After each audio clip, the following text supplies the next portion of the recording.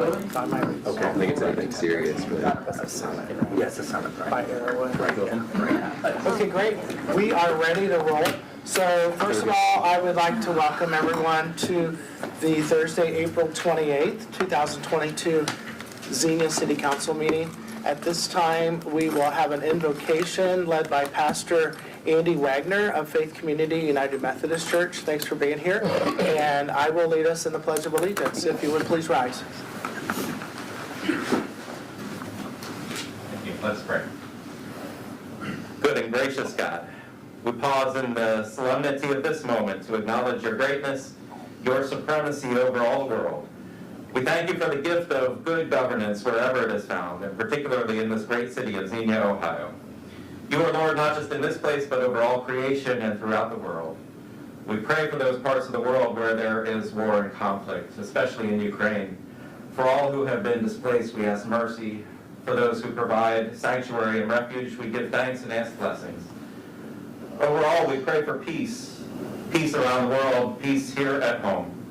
For all who make sacrifices to protect and to serve us, we give you thanks and ask for their safety. I pray now for the people who come to do the work of this council. Grant them wisdom and discernment as they make decisions that affect so many lives. May they be guided by a desire for justice, mercy, provision, and love for all people. For this is the way that you have shown us in Jesus. It is in his majestic name that I pray.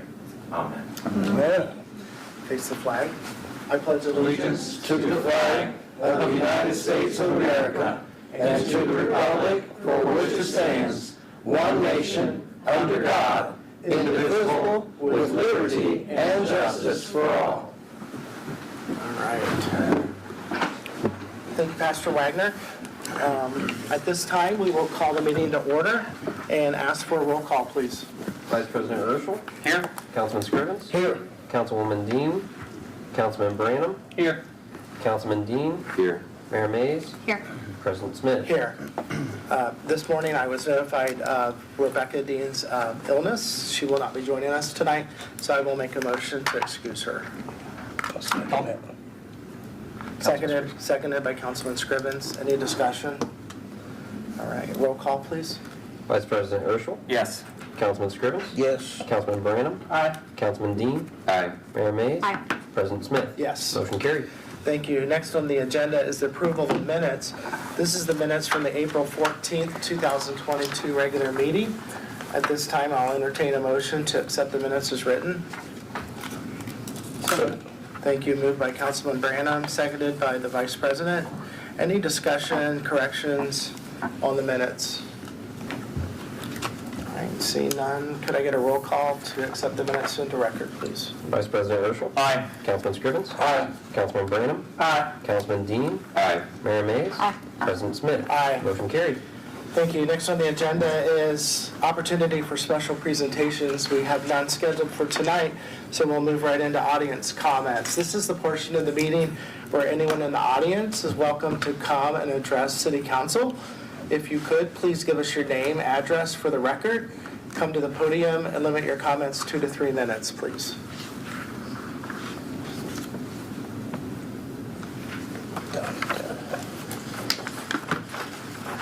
Good evening, President, Vice President, Mayor, members of the council. My name is Don Dye.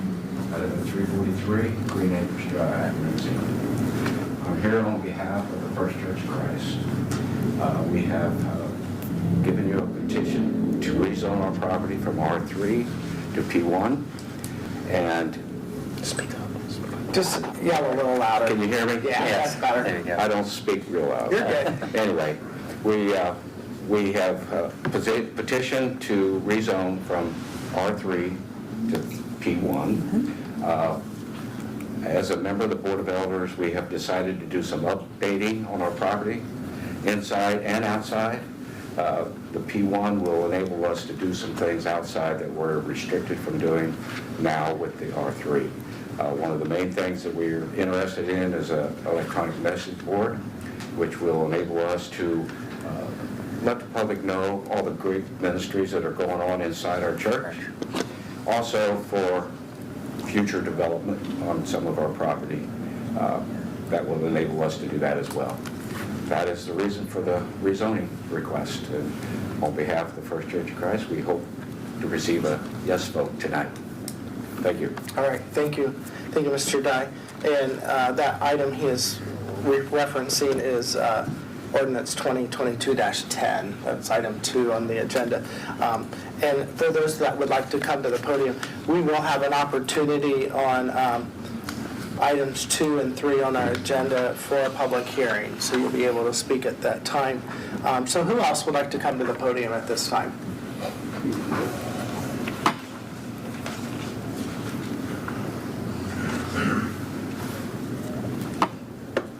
My name's Thomas Sizemore, and I'm with 3 East Church Street. I just kind of bothered me. On Sunday, I went up to the park, and Saturday, the colleges got together up there to just literally trashed it. And the church there, they parked there, they parked all the way down Church Street, down Lexington. I remember, I'm going to make it little, 1,000. There's probably 15 to 2,000 kids there. I went up there, and the city worker come up and started picking up trash. And I seen it, I was like, this is one guy.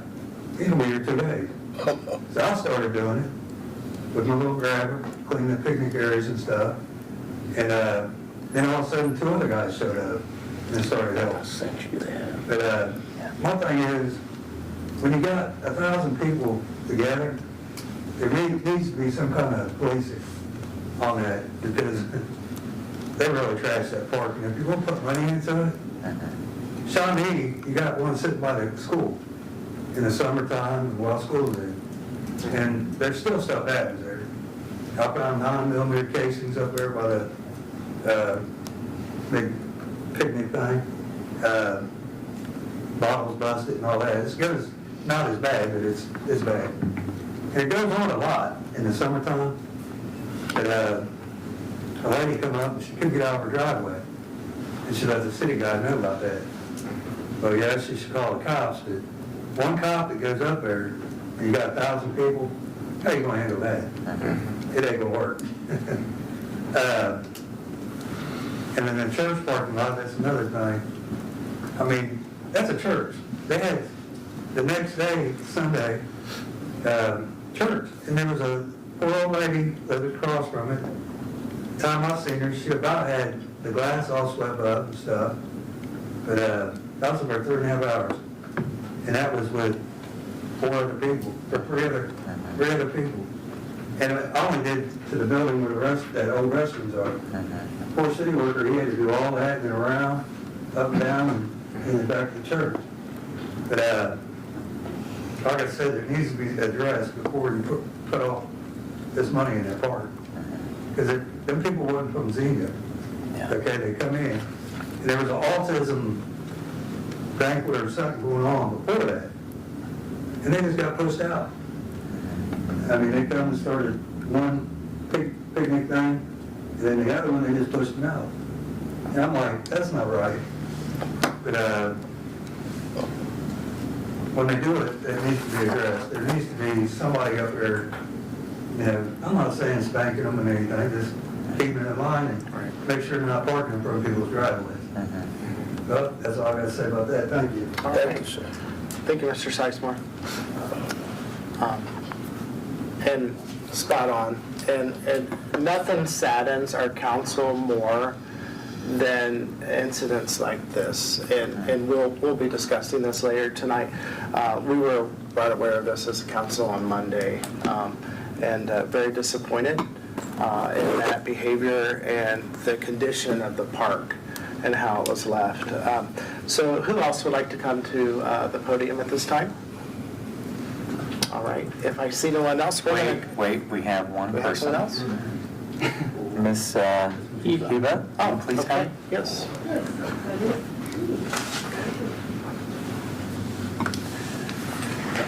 Speak up.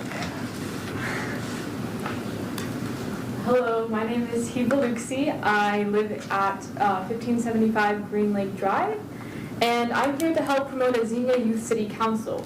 A youth city council would work toward advising and drafting legislation regarding youth in Xenia. A youth city council is important in allowing teens to be represented and heard in policymaking decisions. Youth city councils help promote leadership skills and make positive change within communities. I left flyers, your guys' desks, you can see. Oh, here's the flyer she had put together for us tonight. Yeah. Let's help build lasting change in Xenia together through creating a youth city council. Thank you. Great. Good job. All right, very good. Thank you for that comment. We'll be getting back with you. Anyone else? All right. At this time, we'll move on to old business. Our first item tonight is ordinance 2022-09. This is the second reading, which repeals section 1440.10 titled Commemorative Building Names of the Xenia City Code. This was introduced by Councilman Scrivens at a previous meeting. Mr. President, I'd like to move for passage. Thank you. Move for passage by Councilman Scrivens. Do we have a second? I'll second. Seconded by the Vice President. Open for discussion? All right. I think just as we, Mr. President, so Brent, help me, correct me if I just want to make sure for folks who didn't know about this, this is principally because in the past we had a fairly onerous process to get some commemorative naming going on. So what we wanted to do was repeal this section and give a much more streamlined process so we can actually make this happen. Is that a fair statement? That's correct. It would still require a council to take an action by resolution. And of course, staff would work with you to evaluate any recommendations or requests that were made. Right. But yeah, this would streamline the process a little bit. Right, great. All right, thank you. Anyone else? No? At this time, roll call, please. Vice President Urschel. Aye. Councilman Scrivens. Aye. Councilman Branham. Aye. Councilman Dean. Aye. Mayor Mays. Aye. President Smith. Aye. Motion carried. Thank you. Our next item is ordinance 2022-10. This is the second reading, and in just a moment, we'll open up the public hearing. This is amending the official zoning map for the city of Xenia, Ohio, to rezone 2 parcels totaling 10 acres, more or less, located at 441 Ledbetter Road from the R3 attached residential district to a P1 public and institutional district. This was originally introduced by Councilwoman Dean. In her absence, I'll move for passage. So, Madam Law Director, in this case, do we get a motion or do we open the public hearing? Do we get a second or do we open the public I think hearing? you've usually had them do the motion and then the public hearing in the past, haven't you, Ryan? The motion and the second. To bring it up. typically, yeah. Okay, so at this time, I'll request a second, please. Okay. Go ahead. Let the mayor go. Cody can go. You can do it Cody? either All way. right, seconded by Councilman You Branham. can do it either way. Okay, so at this time, I will open the public hearing. This is a public hearing which is required. This item was actually brought to Planning and Zoning Commission on Thursday, April 7th, and was voted for the rezoning and presented to City Council. So at this time, I will open a public hearing and ask anyone who would like to speak in favor of the rezoning to please come to the podium at this time. Give us your name and address for the record. Okay. If anyone would care to come to the podium and speak against the rezoning, now is your opportunity. Come to the podium and give us your name and address for the record. All right.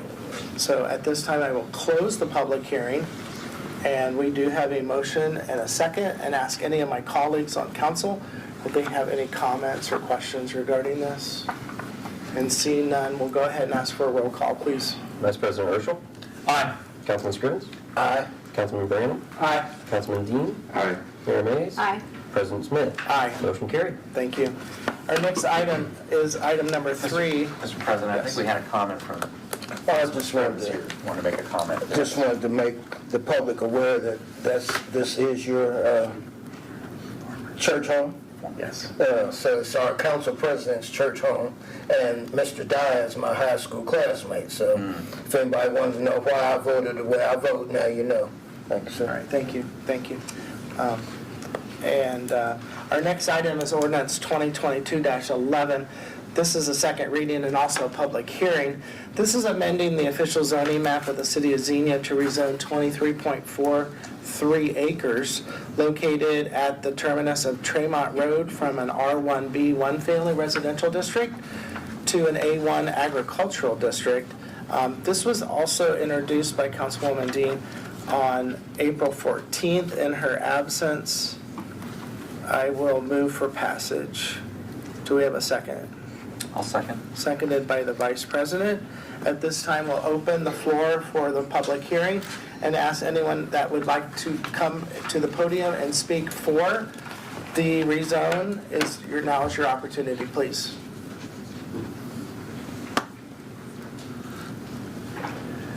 Hello, my name is Rachel Howard. My husband John Howard is also here. We live at 3309 Sunrise Way. We purchased the property with the intent of developing a perennial forest farm. So we've capped the maple trees. We're working on planting chestnut trees this summer. We're trying to plant native pawpaw trees and elderberries and other things, and then grow edible, not like hallucinogenic, just like regular mushrooms. I just thought I would just get in front of that and visit with shiitake and lion's mane and wine cap mushrooms. And then we believe that a barn would really help us as we kind of expand our farm to store equipment, we're also trying to do honeybees to store that sort of equipment and other equipment to help kind of maintain and build up the land. And under the residential zoning, we have to build a house before we can build a barn. And my husband and I's long-term plan has the potential for building a house there, but we prefer to build a supporting structure before building a house, which requires the rezoning thing. We do not intend on raising livestock. And according to the city zoning requirements, and at the planning commission, they put up like the map of the property. It's an interesting shape with a lot of surface area. So with the required setbacks, the land that would actually be eligible for livestock is very limited. It's at the I think it's about 5 acres, but again, that's just us doing this because that's not really our plan, just to get in front of any other questions that you might have. So I guess if you have any questions for me, I'm happy to answer, otherwise I will go sit back down. All right. Thank you very much. Okay, thank you. Yeah, thank you. Anyone else care to come to the podium at this time and speak in favor of the rezone?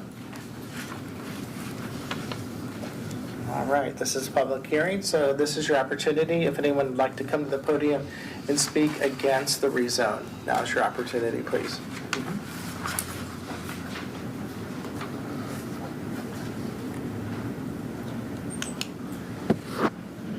My name is O'Neill Williams, and I live at 852 Lexington Avenue, adjacent to the property. What I see is how this was zoned under the agricultural A1. To leave this open is so broad for so many different things. Not a problem with what she wants to do, but why was this so wide open for so many different things that could be used for this? I mean, why did it have to be zoned A1, which opened this up for so many things? You can change your mind down the road, and you can do different things. And then the other problem is, there's a water problem.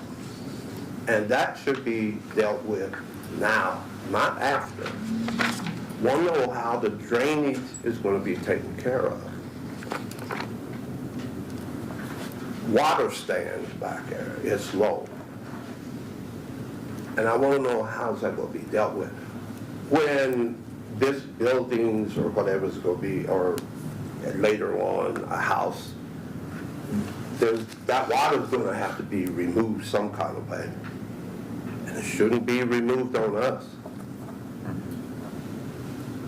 So I haven't heard anything about how this was going to be dealt with. And I'd like to hear how that's going to be dealt with now, not after. When then we have no say-so. And then under this, it says that is as is. So there's no limitations to whatever someone wants to do under this. It is as is. It's really broad. Well, we got, I know it was said that, well, there's sewage and you can hook up to it, but it's still a cost. And who's going to absorb the cost?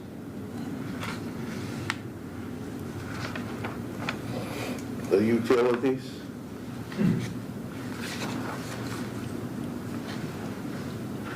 We need, which is getting off of that, and I don't want to go into that, but we need attention to the area that I live in, and we haven't been given attention. I don't even have a curb, so I mean, but we can do this and get the, water and everything. So yeah, I'd like to know about this taken care of. All right, thank you. All right, so normally in a public hearing, council does not respond to questions because this is your opportunity to address us with your concerns. It's not really a Q&A session, but out of respect for some of your questions, which I believe are fair, if you're okay with that, I do have the city planner. I don't have an engineer here about the water situation. If I'm right to mention, if there's a tap in on the property into our sewage, that's the property owner's responsibility, and that would be paid for by them, not the taxpayers. Okay. And Mr. Fortner, you're welcome to come up. Do you want to speak on the reason why it's a rezone to an A1 and why that is such a broad fit? So thank you. We'll try to answer at least those couple questions for you. The reason for the request to rezone to A1 is I think the applicant stated it earlier, is that they want to, I'll speak a little louder. The reason for the rezoning request is that as the applicant stated earlier, they wish to build a barn, and a barn is not permitted under the single-family zoning district that is currently there. That's the reason for it. As to the broadness, I'm not really sure. I'm not totally clear on what that's getting at, but right. So I'm not sure how to address that. Brian, can you just go over for everyone, just in general, what's allowed under the A1 zoning? Sure.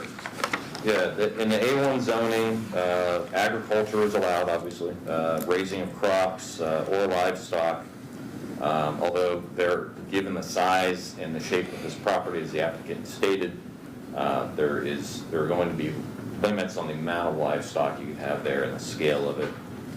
Community gardens, farm implement sales and services are a conditional use, which means only permitted through a public hearing process with input from the neighbors.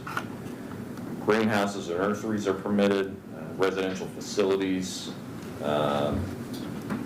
single-family dwellings,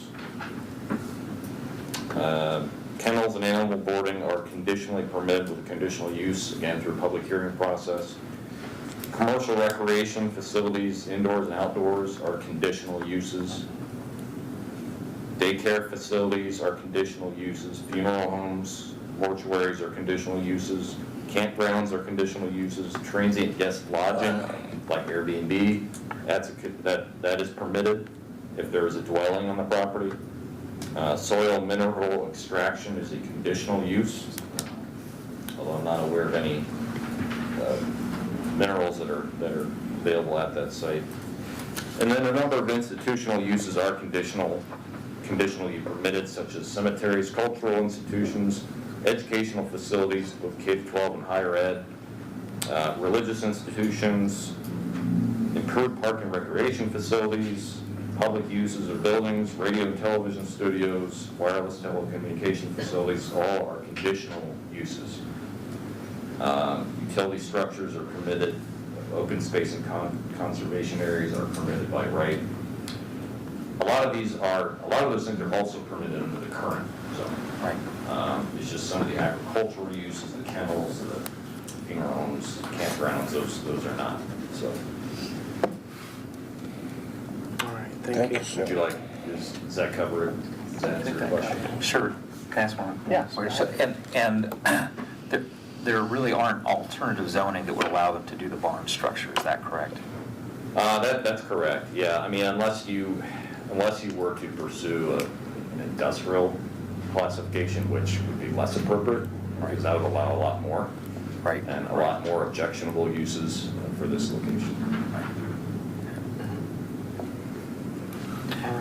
And I also believe, since they're in the city, that any construction, those types of things would have to meet not only the building, I would say building regulations, but would have to comply with all of our zoning provisions as well. Yes. Which is different from an agricultural in the township. Right, where they can get exemption for building those. Here, they cannot get those exemptions. All right, thank you, Mr. Fortune. Anything else? I don't have anything else. Anyone else care to come to the podium at this time speaking against the rezone? Okay, and I hope that answered a few questions. At this time, I'll ask any of my colleagues if they have any questions regarding this. All right. Mr. President? Yes, Councilman Scrivens? Thank you, sir. As Mr. Williams did ask, wanted to know about the drainage.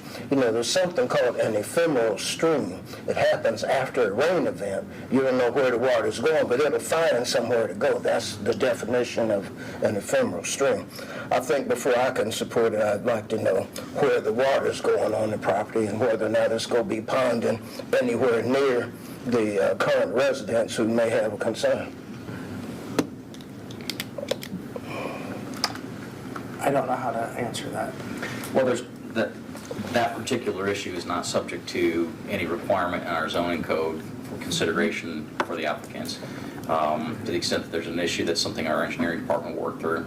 I don't know whether the issue came up or not as part of any of the planning and zoning conversation. I would defer to Mr. Forstner on that. Yeah, I mean, if there is a drainage issue, what's before you tonight, the zoning change doesn't really impact that. Right. That's really an existing condition that either is or is not something we can address. We can certainly, if there is a concern about it, we can have somebody look into it. But rezoning the property is not really going to change our ability to address that. We could still address it whether it's rezoned or not. If it's something that is required for us to address. If it's just an existing natural condition, I'm not sure what we could do about it. But if there is drainage being discharged from one property to another, that's certainly something we could look into. I would add that these types of requests there's a layer of review with our engineering department. So to the extent that there's an issue that I don't think there was any awareness by engineering, and based on what the applicant has indicated, I don't know that there'd be any changes given the very limited nature of what their intent is that would necessarily impact the drainage of the site. All right, thank you. Does that answer your question? Yes, sir. Thank you, Mr. President. Thank you. Any other questions? All right, we have a motion on the floor and a second. At this time, I'll go ahead and ask for a roll call, please. Vice President Urschel. Aye. Councilman Scrivens. Aye. Councilman Brandon. Aye. Councilman Dean. Aye. Mayor Mays. Aye. President Smith. Aye. Motion carried. Thank you, and I apologize, I did not close that public hearing before we voted, but it is done now. Our next item is Resolution 2022, letter R. This is a second reading, and this is awarding the bid and authorizing the city manager to execute a contract with Barrett Paving Materials Incorporated for the 2022 street paving program. This was introduced by Mayor Mays at our last meeting. Thank you, sir. I will move for passage. Moved for passage by the mayor. Do we have a second? I'll second that. Seconded by Councilman Dean. Any discussion on the street program? Mr. President? Yes, sir. I would just add that I met with the engineer at length today, and as we have been promising council, we are doing some update to our pavement condition index rating. Quite a bit of math, quite a bit of data to go through with that. Our next step is that we will be sitting down with additional staff members, including finance, to look at sort of the financial implications, given the projections on the condition and where we would need to go. As part and parcel to the report that we've received back to update those PCIs, we were given a listing of roadways that projecting condition forward would qualify for crack sealing or other advanced maintenance functions, micro sealing, as we call it, for example. So we do have a listing of those streets. Those are activities we would look into later this year. So there are a few streets we'd probably pursue this year for both of those categories later in the year. But again, so that you're aware of that issue. But again, we'll be coming back to council probably later second quarter to re-engage on conversation as to the overall trajectory for street rehab and funding issues and where we need to go. The intent that hopefully by the end of this year that council is positioned to adopt a strategy moving forward on how you want to address this issue. But first I'll give you that update. All right, thank you, Mr. Granisher. Any discussion on this before we move forward? Okay, I'll get a roll call, please. Vice President Urschel. Aye. Councilman Scrivens. Aye. Councilman Branham. Aye. Councilman Dean. Aye. Mayor Mays. Aye. President Smith. Aye. Motion carried. Thank you. Our next item is Resolution 2022, letter S. This is the second reading. This is authorizing the renewal of property and liability insurance through the Public Entities Pool of Ohio for 1 year, and this would be effective May 1st of 2022. This was introduced by Councilman Branham at our last meeting. I'd like to move for passage. Thank you. Move for passage by Councilman Branham. Do we have a second? I'll second. Seconded by the mayor. Open the floor for discussion. Any questions? No? Roll call? Vice President Urschel. Aye. Councilman Scrivens. Aye. Councilman Branham. Aye. Councilman Dean. Aye. Mayor Mays. Aye. President Smith. Aye. Motion carried. Thank you. Our next item is Resolution 2022, letter T. This is also a second reading. This is approving the final plat and authorizing the city manager to execute the subdividers agreement for Eden Bridge Section 1 subdivision. This item was introduced by Vice President Urschel at our last meeting. I'll move for passage. Thank you. Move for passage by the Vice President. Do we have a second? I'll second it. Seconded by Councilman Scrivens. This time, any questions, comments, or concerns? Just the same old about drainage, so hopefully we'll be able to cross that bridge when we get there. All right, thank you. Any questions? This time, I'll ask for a roll call, please. Vice President Urschel. Aye. Councilman Scrivens. Aye. Councilman Branham. Aye. Councilman Dean. Aye. Mayor Mays. Aye. President Smith. Aye. Motion carried. Thank you. Our next item is Resolution 2022, letter U. This is the second reading, authorizing a use agreement with Beyond Motors LLC for the use of city-owned bike trail property located adjacent to 1307 North Detroit Street. This was introduced by Councilwoman Dean at our last meeting. In her absence, I'll move for its passage and ask for a second. I'll second that. Thank you. Seconded by Councilman Branham. Any questions, comments, or concerns regarding this use agreement? Just want to note that this business is already investing money into that property. I went by the other day, they're already getting their parking lot fixed and resealed. So I just think that this is a great opportunity that a local business is investing into another property in our town. Agree there? Agree. All right. Any other comments? All right, this time I'll ask for a roll call, please. Vice President Urschel. Aye. Councilman Scrivens. Aye. Councilman Branham. Aye. Councilman Dean. Aye. Mayor Mays. Aye. President Smith. Aye. Motion carried. Thank you. Our next item under old business is Resolution 2022, letter V. This is the second reading. This is objecting to the renewal of the Ohio Department of Commerce Division of Liquor Control of Permit number 7670240, classes C1 and C2. This is held by Saffron 6 LLC, doing business as Easy Stop Food Mart on 799 West 2nd Street. This was introduced by Mayor Mays at our last meeting. Move for passage. Move for passage by the mayor. Do we have a second? I'll second. Seconded by our vice president. This time I'll open up the floor for any discussion, comments, or concerns. Madam Law Director, do you have anything to add? I'm trying to stay calm. Okay, stay calm. All right. Seeing no other comments or questions, we'll go ahead and move for roll call. Yes. Mr. President, can I, Jeanette, you want to maybe just go over a little bit of what our discussion with the county prosecutor as well want to follow up with this? Yes, well, just to give you a little background, before you vote on this, and there are also, as I told you at your last meeting, I have 2 emergency resolutions I'm presenting you tonight as well. I didn't have a chance to get them before you at the last meeting, but we had 2 more locations in town that have been charged with knowingly selling drug paraphernalia. One of the issues that I've run into, the knowing sale of drug paraphernalia is not something I can currently pursue a criminal nuisance abatement on.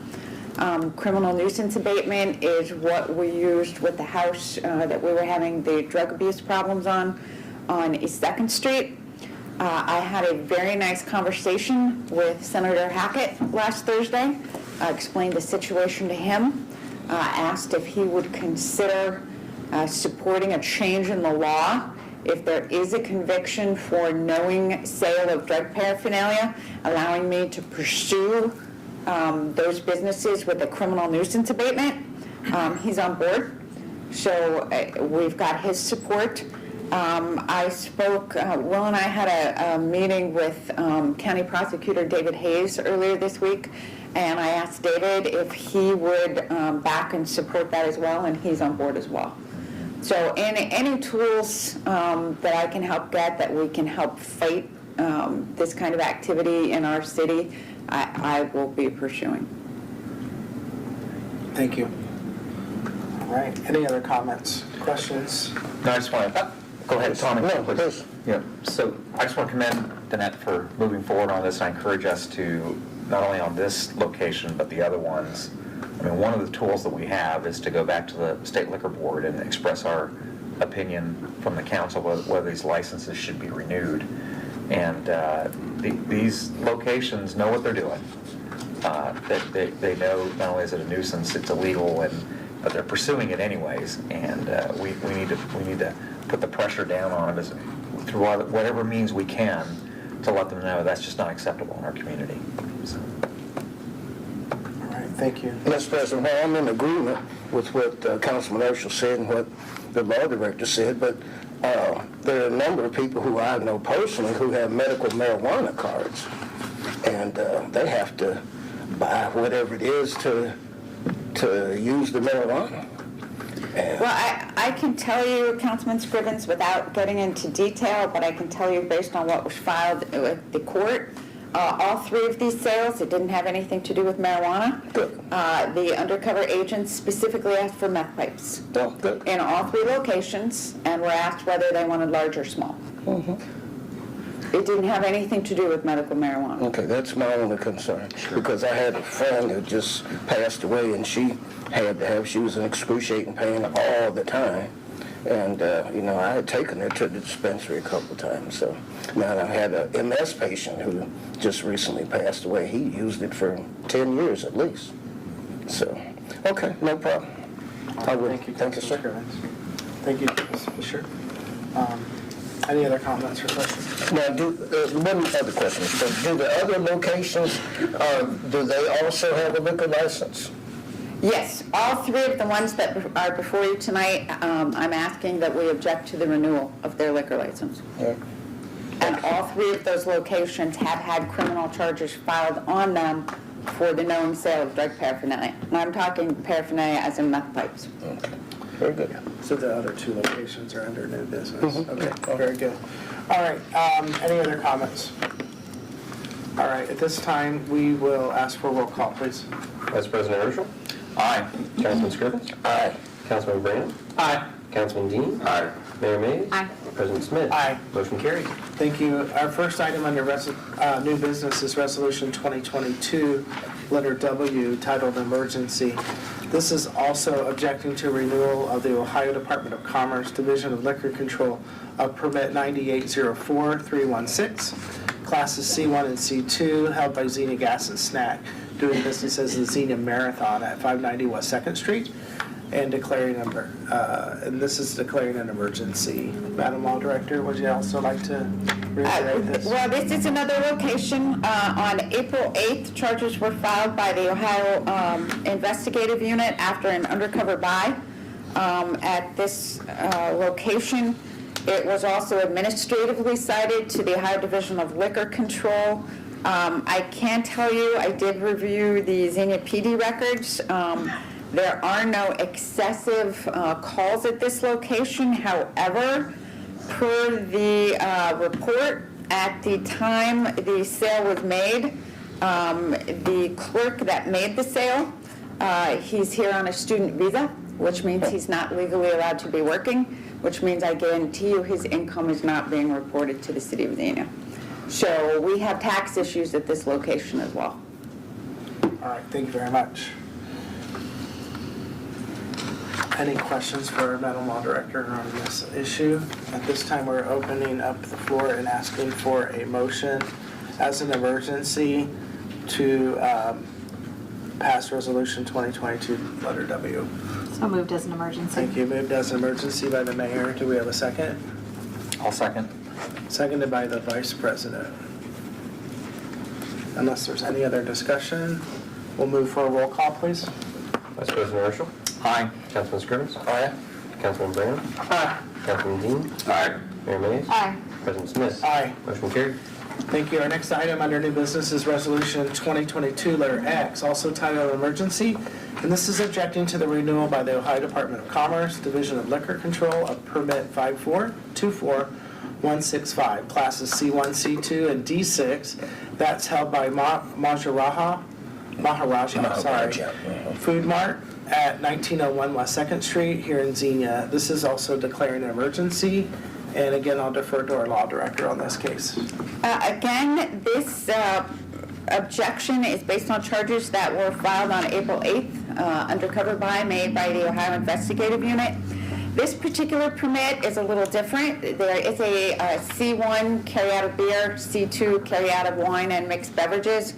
They also currently, when I looked up the permit, there's a D6 permit that they've applied for that is pending. D6 is Sunday sales. So that's included as well. Again, there was no excessive calls to this location that the Xenia PD records showed. This particular sale was made by the business owner himself. Part of my concern with this location is its location. The Maharaja Food Mart sits smack dab in the middle of a residential neighborhood. Knowingly selling meth pipes, that type of drug paraphernalia in a residential neighborhood is something that's just not okay. We definitely need to object to renewal of this permit as well. All right, thank you very much. Any questions for the law director tonight? Yes, Vice President. Danette, will we, I know these resolutions are going to, or these requests are going to the Ohio Liquor Board, but is there a way for us also to inform these business owners that the city council is recommending that they not have renewal of their licenses? I've already had a talk with the PD, and I believe we'll be making some visits. Okay. All right, thank you. At this time, I'll ask for a motion as an emergency to object to the renewal of this liquor permit. So moved. Moved by the mayor. As an emergency. Thank you. Do we have a second? I'll second. Seconded by the vice president. Any other discussion? This time Just one thing I'll point out, I know council hasn't been through this objection process before. When we file the objections, it does not operate as a stay on their ability to sell. They get to keep their liquor license. They can continue to make sales until we have the hearing. I have requested that the hearings be here in Xenia. So once I hear from Division of Liquor Control of when and where those hearings will be, I will let council know. All right, thank you. Any other comments or questions for law director? At this time, I'll ask for a roll call, please. Vice President Urschel. Aye. Councilman Scrivens. Aye. Councilman Branham. Aye. Councilman Dean. Aye. Mayor Mays. Aye. President Smith. Aye. Motion carried. Thank you. Every evening I'm on Facebook when I'm on Facebook, not every evening, but comments continually about the drug problem in the community and illegal use. So as your elected officials, we're just doing what you're asking us to do and try to put a dent in the use of illicit drugs and the sale of drugs. So let this be a strong message in the community that we won't tolerate it. So thank you. And thank you and the Xenia PD for your efforts in this matter. Our last item under new business is an administrative motion. This is approving the schedule of bills tonight in the amount of $803,000. Mr. Duke, what do you have for us tonight? I have nothing specific to reference, but I'd be happy to answer any questions you may have. Thank you. Any questions for our finance director tonight? I guess not. So at this time, I'll ask for a motion to pay the bills, please. So moved. Moved by Councilman Scrivens. And a second, please. Seconded by the mayor. Thank you. This time, I'll ask for a roll call, please. Vice President Urschel. Aye. Councilman Scrivens. Aye. Councilman Brandon. Aye. Councilman Dean. Aye. Mayor May. Aye. President Smith. Aye. Motion carried. Thank you very much. Next is the appointed officials report. So tonight, we'll start with Madam Law Director. How's that? I have nothing to add this evening. Okay, nothing else? Thank you. I would like to thank you. Some of us have been at a meeting since 4 o'clock today. We had legislative review and government affairs committee meeting at 4 o'clock. So thank you for that, to our meeting that you gave us tonight and the work that you put on that. Any questions for the law director tonight? No? All right, next is, what's so funny? Okay. All right, thank you. I thought maybe you guys had a kick me sign behind me or something. All right, so next will be our finance director. Thank you. I also have nothing for this evening. All right, anyone have anything for Mr. Duke tonight? Sorry. So I have one question. A citizen asked me. So this was the first time that they allowed RETA to process their returns. And they had I'm just giving you this case scenario, they owed a little bit, like $300. So their question now, are they forced to have to pay in advance, do the payment plan, or how does that work? I guess they sent a letter saying they had to pay now, estimated. Yeah, so if you end up owing more than $200 Okay. When you file your taxes, then there can be penalty and interest. And so we do advise that you go ahead and make estimated tax payments. You're not required to, Okay. but if you don't, there's the possibility that you'll be assessed penalty and interest if you exceed that $200 threshold. Gotcha. So people who will have a liability that exceeds $200 at the end of the year, we do encourage them to go ahead and file estimated taxes. All right, very good. Thank you. Yep. Didn't want to answer for you, so thank you for Sure. speaking that. All right, so anyone else have a question for Mr. Duke? Okay, we'll move on to our city manager, please. Thank you, sir. 3 items this evening. Sorry, I broke the streak here. First, we want to offer something positive, some thanks for the Spring Fling event that we held last Saturday. This program was a resounding success and could not have been so without the support of a number of folks in our community and institutions. So I just want to call out a few folks and offer thanks.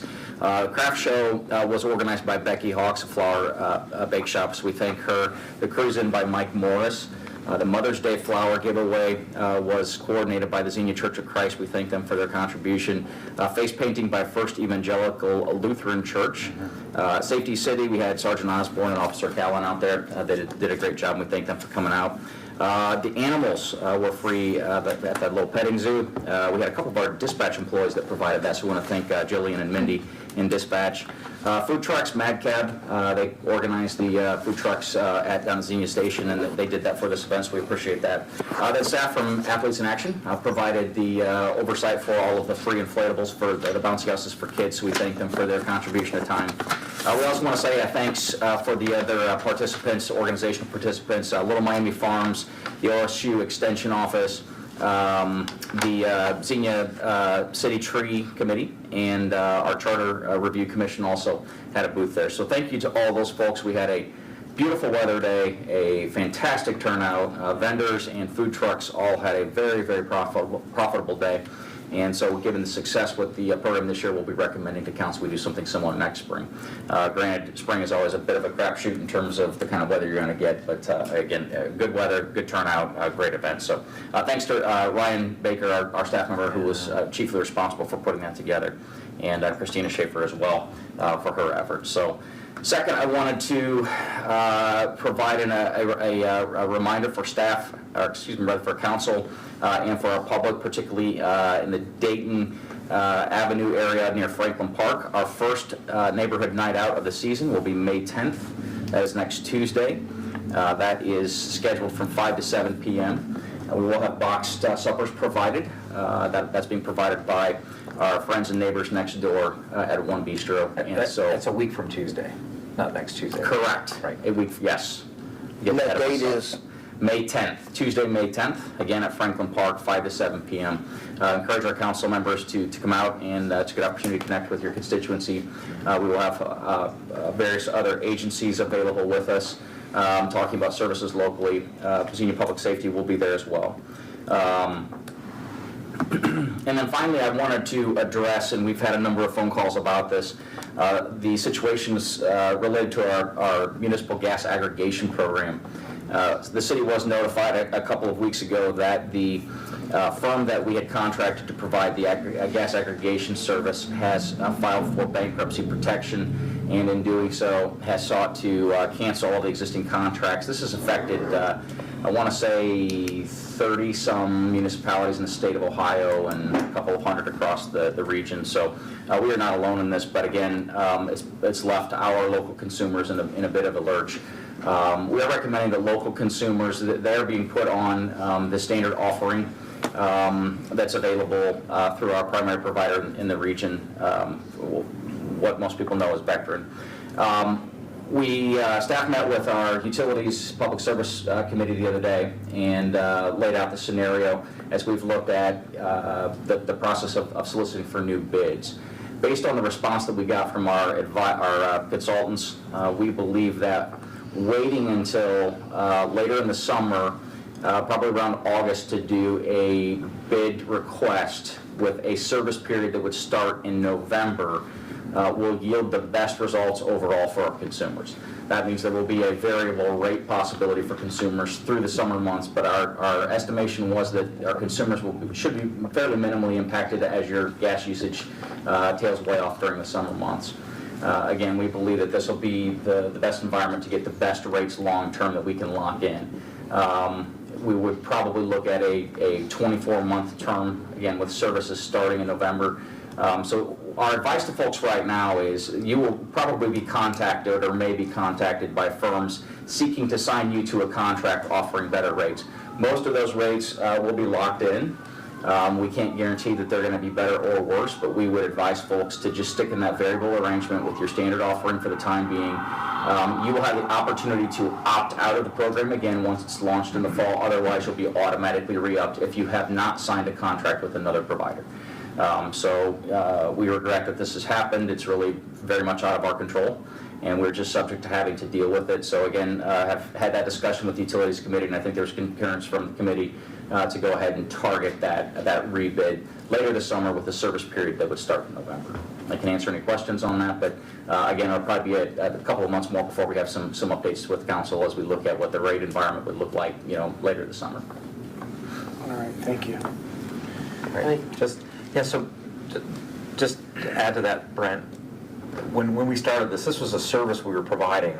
This was not required on us to do the aggregation, and folks could have signed either gone with a variable or long-term contracts on their own through the state of Ohio site or however else they wanted to do that. Right? Yeah, the genesis of it really is the state of Ohio allows municipalities within certain parameters to be able to authorize local voters to authorize an aggregation program for gas or electric. Our voters have authorized both.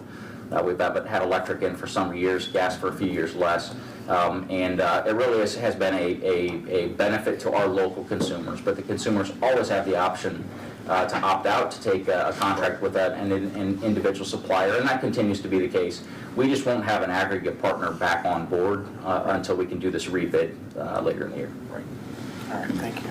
Any other questions for the No, at least we don't have to pay in in the Russian rubles, so it ain't all bad.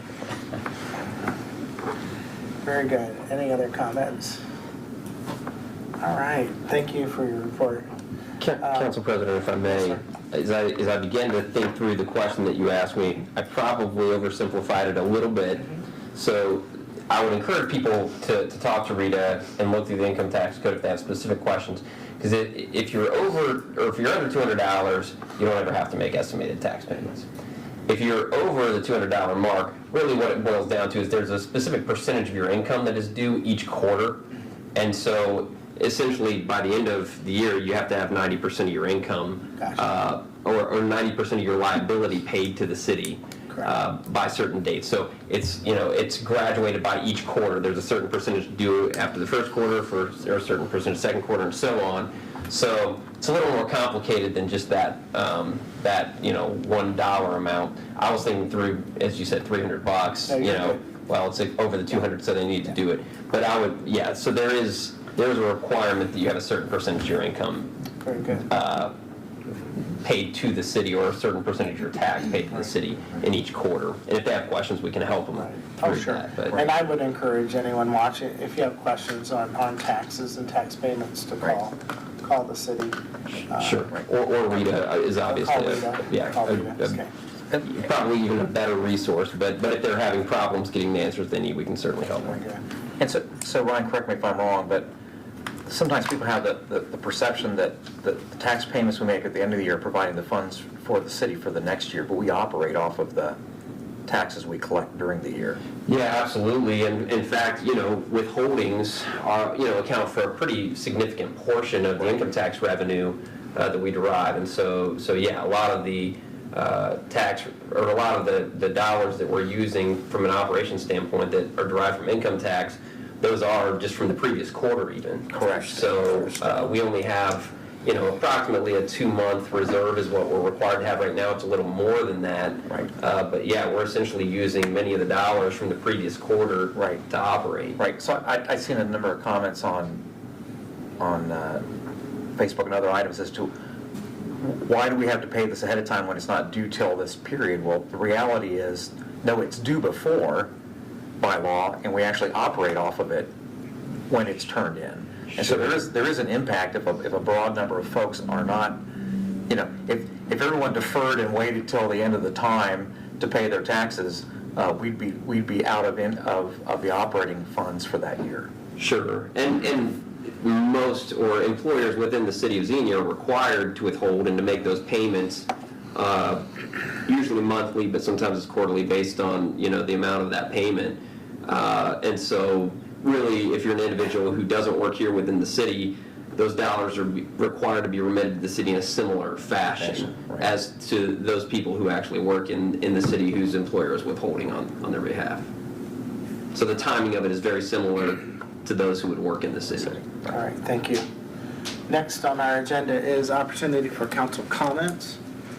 First up is Councilman Scrivens. Do we have the ordered boards? Oh, did I skip that? Yeah. Wow. We got meeting after meeting. Okay, so, I'm sorry.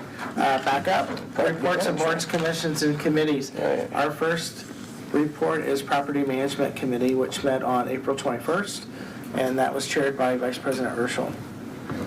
So, just a couple items coming out of that. One good news is that we discussed 4 parcels that are owned by the city that a potential investor would like to procure from the city. So we reviewed that, and it was good to see that folks are interested in purchasing vacant parcels and building single-family homes on those. So that was good news.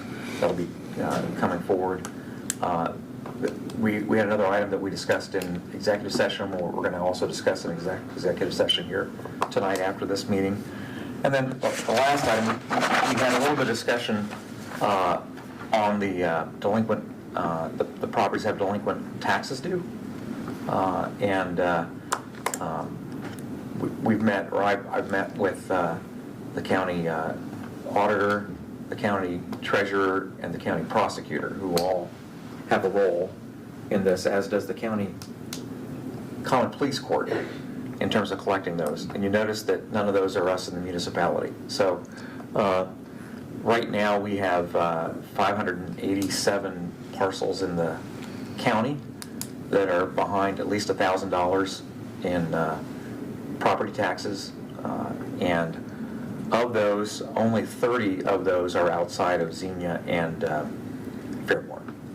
And 283 of those are in Xenia. So about 52% of the properties that are delinquent in their taxes that should be pursued by the county treasurer are within the municipality of Xenia.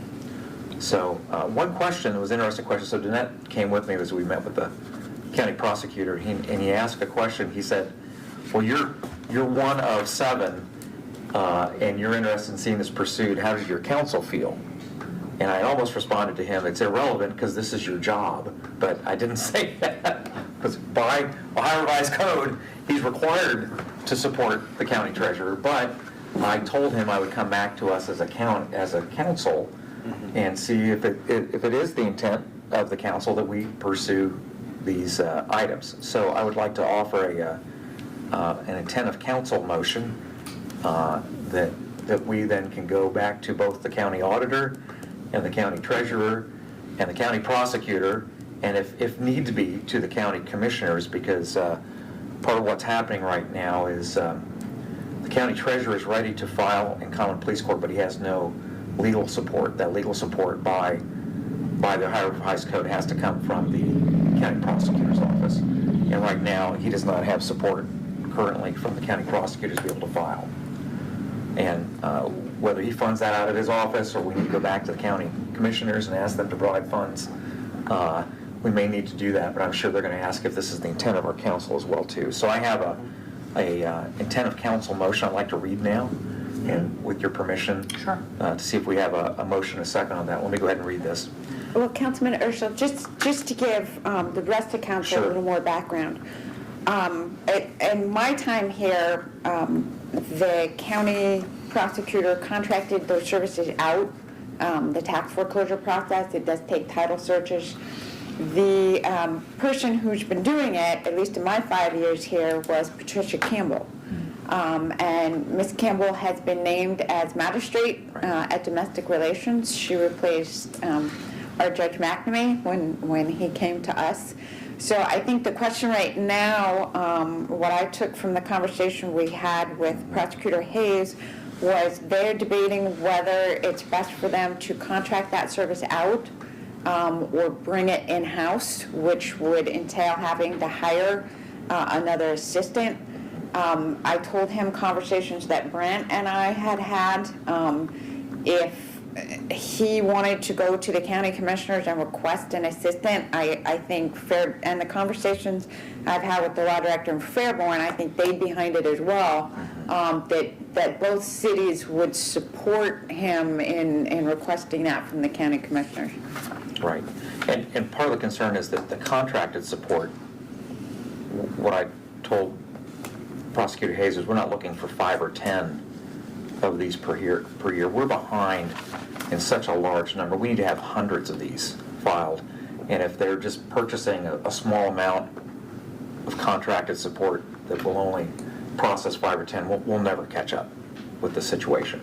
So that was part of the discussion about having an additional assistant prosecuting attorney that this is their job to work on. So is that fair? I think that's fair, and I think what Councilman Urschel and I tried to convey to him was that, if he needed to go to the commissioners to request funding, that he had Xenia support in doing that. Just the conversations I've had with council members and with the city manager. Sure. Yeah. So let me read this intent of council. It says, it's the intent of the Xenia City Council to encourage the Greene County Auditor, Treasurer, and Prosecutor to fulfill their obligations in collecting delinquent property taxes as directed in the Ohio Revised Code, Section 323. Specifically, the Xenia City Council encourages the County Treasurer, in addition to all other means provided by law for collecting taxes and assessments charged upon real estate, to petition the Common Pleas Court with the process outlined in Ohio Revised Code 323.49 and 323.50. In addition, the Xenia City Council encourages the county prosecutor to represent the county treasurer in all proceedings authorized by Ohio Revised Code 323.49 and Ohio Revised Code 323.50, as required by Ohio Revised Code 323.51. And that last one basically says it is the responsibility of the prosecutor. It says he shall provide the legal support. It's not a, and the reason I reference .49 and .50 is this is the responsibility of the treasurer. It's not if he desires to or he may. It says if someone's behind 6 months on this, he shall proceed to filing. So we're not asking them to do anything outside of their current legal requirements for the revised code. What we're really asking them to do is, will you please execute your job within the context of the current law of the state of Ohio.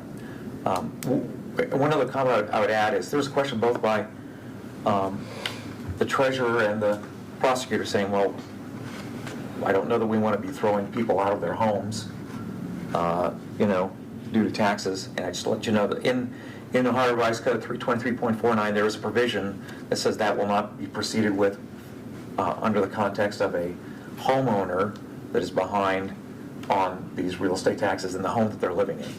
And I believe the majority of the properties we're looking at, these are not homeowners.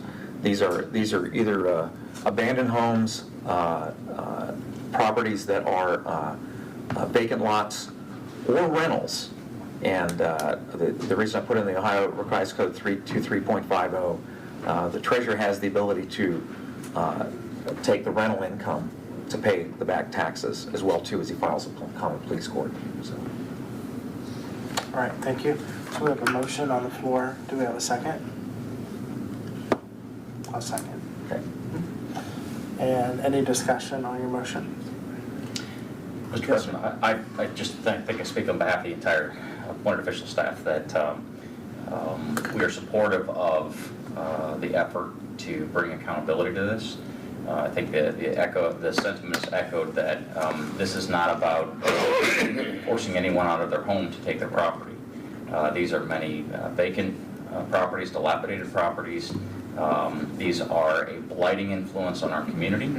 And at the end of the day, this comes down to fundamental fairness. Other property owners in this community are paying their property taxes to support institutions like our schools. And we have a sizable handful of property owners that just have refused to do that. In some cases, these are properties that have been delinquent for 10, 15, 20 years. Yeah. That is blatantly unacceptable. That's an abdication of responsibility, I think, from some of our county officials, former county officials. I think the county officials today, as Mr. Urschel's pointed out, they want to bring this up to date and make this right, and they accept it as their responsibility. Now it's just about aligning the resources and the process to do that. We concur with Madam Law Director in conversations with leadership of Fairborn. I think they view this very similarly. There are a lot of things you might want to lead Greene County in. I think both Fairborn and Xenia would agree that this is not one of those categories that we want to lead in. So it's time to get this updated and corrected. There's additional work and conversation with council on this broad topic. Where we go once these properties enter the system. What's their ultimate disposition and what role does council want our city to play in that process is, I think, another part of the conversation. And then preventing these from happening in the future. Right. And then finally just having conversations with some of those other taxing institutions like the school district to get them to understand that we have to position these properties to make it economically viable for purchase and redevelopment. Right. So there's a number of institutions and entities that need to work together to correct this, and this is way overdue. And I also add that the county treasurer is more than willing to work payment plans with individuals, and he's willing to send that up to 5 years.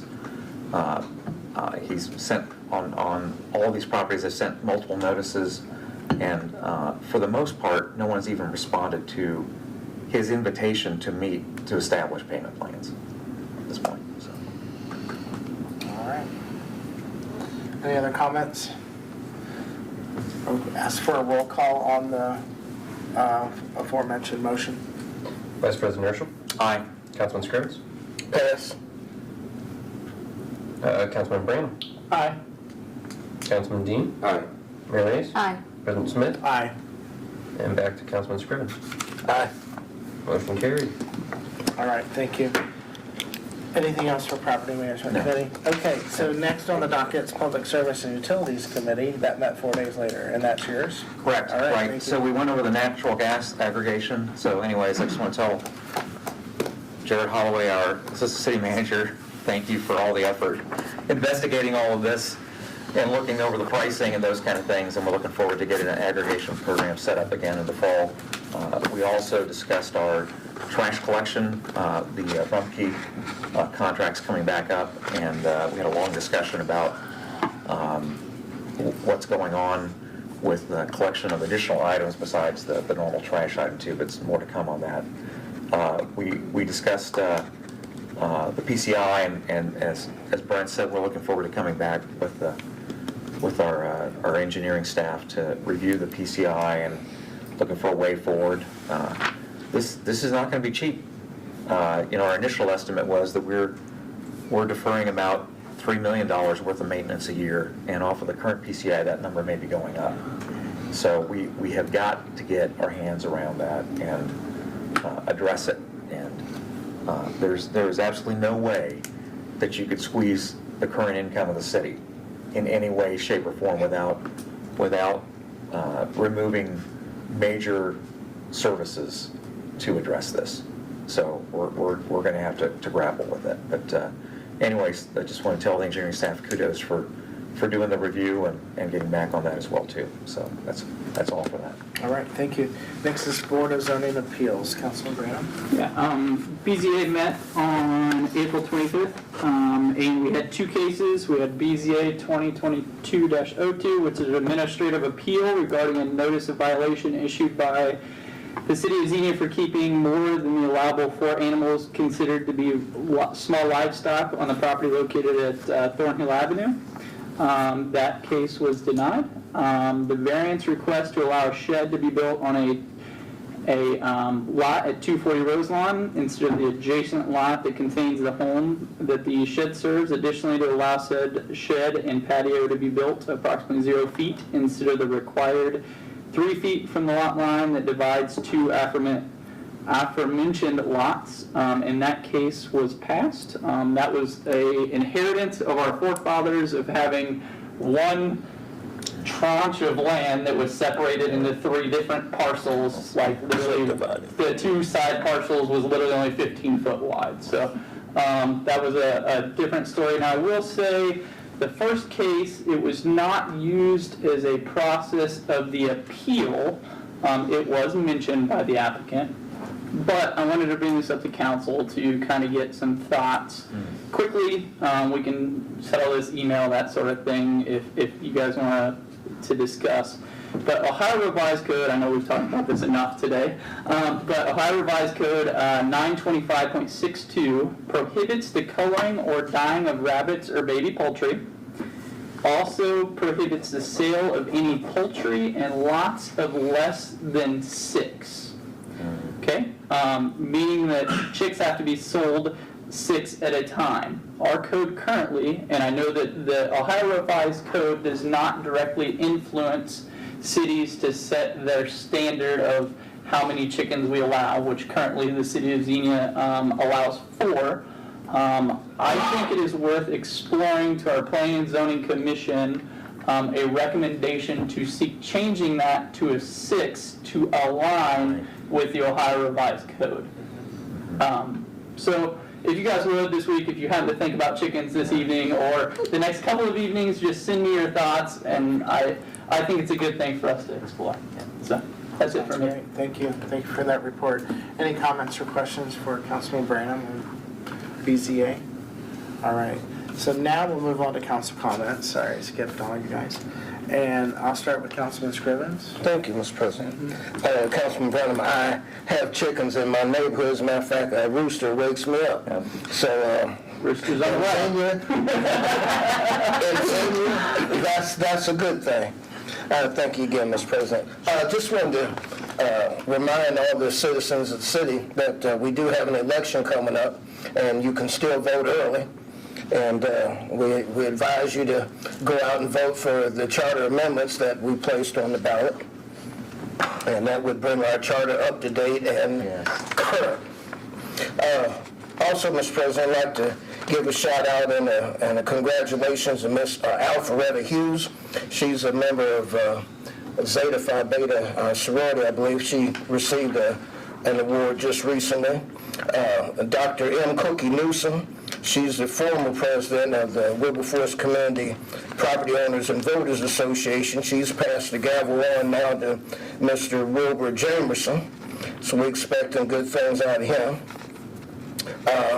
I had the good fortune to attend in the mayor's stead the Xenia High School Hall of Honor banquet, and I want to congratulate all of the honorees for a job well done, and you represent Xenia and the Buccaneers fine. We thank you for it. I'd like to give condolence out to the family of Mr. Leroy Harshaw. He's just passed away. He was in his 90s.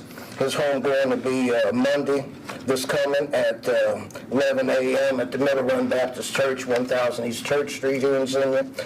Notably, Mr. Harshaw was a player of baseball back in the old Negro leagues. And he personally told me that he played against and knew Sancho Page, Larry Doby, and Jackie Robinson.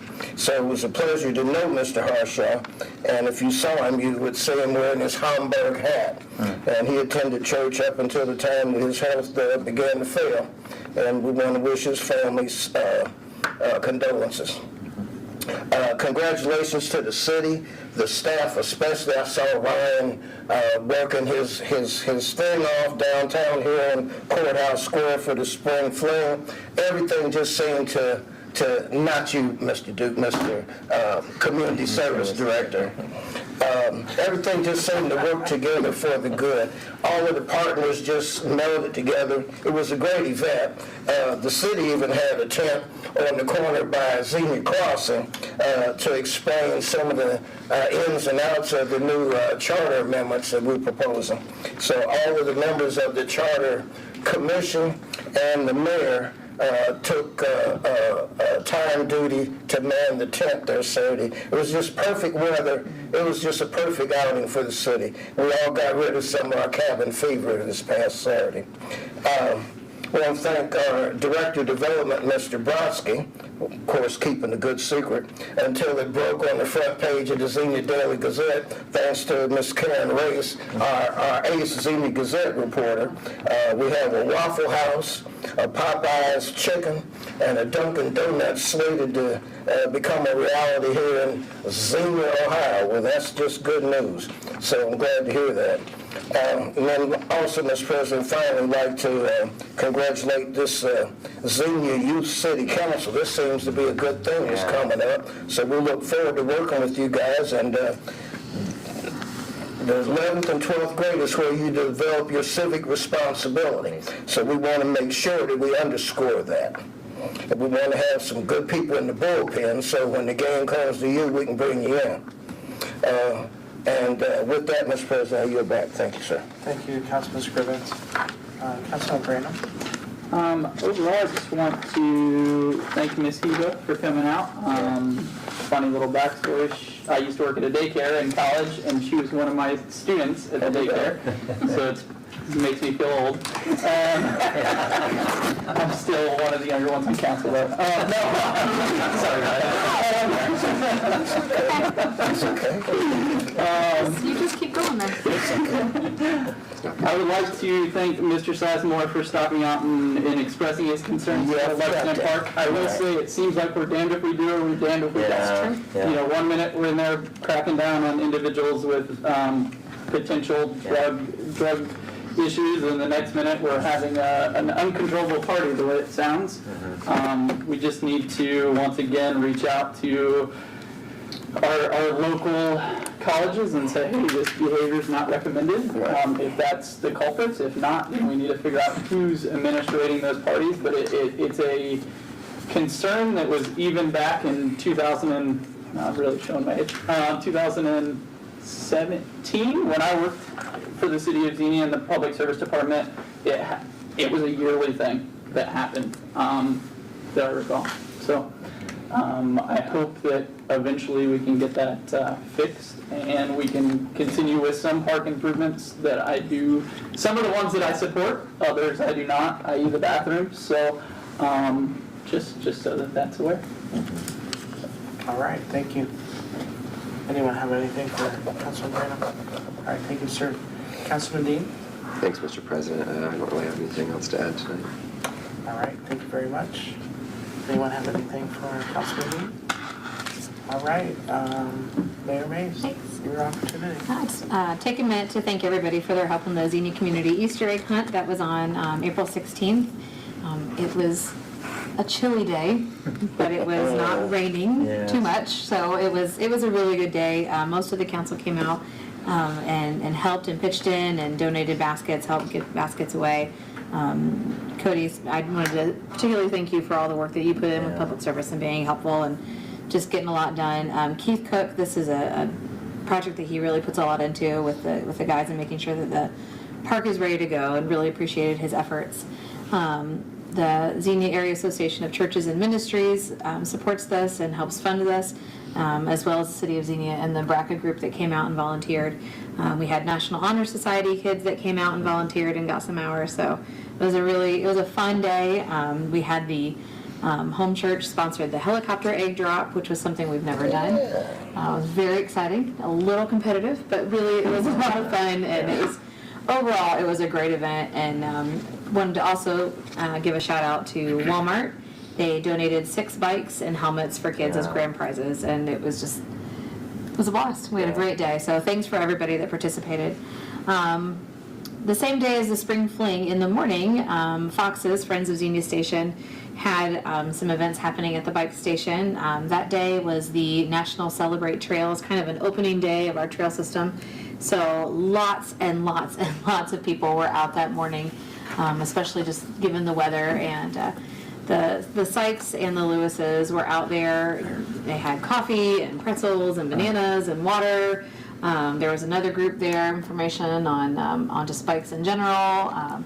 We had one moment where we were having a little bit of an issue with one of the bathrooms, and one of the guys from public service came out within minutes, and it was taken care of. And it was a great time to be out there. I stood out there for about an hour or so, just greeting people and thanking them for coming out. And people constantly talk about how much they love to come to Xenia and the bike station, park there, or sometimes park a little further down. That's one of their stopping points. So it was a great day. And of course, Spring Fling, I know a lot's been said about it already. I did want to specifically mention the Charter Commission again, Chelsea Garrett, Howard Horseman, Gino Callahan, Nancy McPeak, and of course myself and Councilman Scrivens. And we're very excited about the ballot issue and the work that has been put into it. And I was very thankful for the committee that came out just to be available to answer any questions. I also want to thank Michelle, who put a lot of effort into getting materials ready that we could pass out to anybody who might have questions about the charter amendments. Everybody else has already been mentioned that I wanted to thank for that. So, and I do want to specifically say thank you, Councilman Scrivens, for standing in for me, and it's an honor to be able to call you and know that you'll do that for me for the Hall of Honor. Where's number 4 in my list? Yeah. You mentioned the National Day of Prayer. Yep. That's number 6. Thanks. But I'll skip down to that. Sure. The others aren't, there's a lot more, but that's okay. May 5th is the National Day of Prayer. I hope that you find a way to participate in that. I know there's a breakfast happening, but specifically there is a church service for Greene County. It's been at several different locations over the years. This year it's here in Xenia. We're very happy to host that for the county. It's at Emmanuel Baptist Church, 1120 South Detroit Street. And it'll be at 6:30 p.m., so 1 week from today, and there'll be a service, National Day of Prayer service. And we're really excited, so we invite you to come out to that. That is all I have. All right, thank you. Thank you, Mayor Mays. Anyone have anything for the mayor tonight? All right, we'll move on to Vice President Urschel. Nothing to add. All right, very good. The only thing I have is, I did... Wait, Mr. Duke just fell out of his chair. Can I say thank you too, as well to Kiva. Thank you so much for coming out. I know that you've emailed several of us, and it's an honor to have you here, so thank you. Yes. Yeah, we'll reach out to you, and excellent job on the little flyer. It was there. excellent. That's really great, and thanks for your positive attributes that you're contributing. We can't thank you enough for that. And the city has always, our intention is always to work with our community schools, so thank you. Mr. President, we want to remind them that this will be in their water bill. Okay. Sure, you want me to show that? Okay. So if anyone has questions on the charter review changes, this is in the water bill, is that correct? Okay, thank you, Councilman Scrivens. By law, we're required to show you.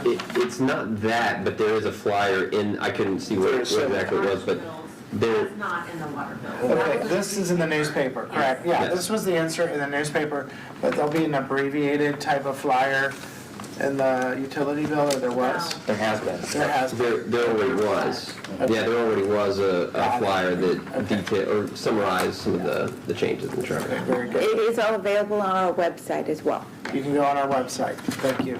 Any questions, anyone has any questions, anyone's welcome to email me if they have questions.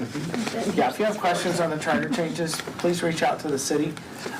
We will certainly try to answer all your questions for you. In my mailbox today, the proud parents AJ and Molly Williams are announcing the birth of Matthew Bernard Williams. So I don't know if you can get that. But thank you and congratulations to them. Yes. And also would encourage everyone to come out to the neighborhood night out, May 10th, Franklin Park. And I'd like to thank their city staff for spending a lot of hours putting that event together. So tonight's a little unusual. We are actually going to recess for 5 minutes. We have still a long evening ahead for council as we have a work session followed by a executive session. So at this time, Is it executive followed by work? we are switching the Switching, order. okay. We're going to the work session, which will be in our conference room. The executive session is closed to the public. The work session is still open if anyone wants to come next door. However, we are going to take a 5-minute break. As far as the televised portion, we're finished for the night. So thanks to IT staff for televising our meeting. We do not expect to come back and take action or motions or vote on anything. So that will not be televised when we come back. So we'll take a 5-minute recess. Thank you.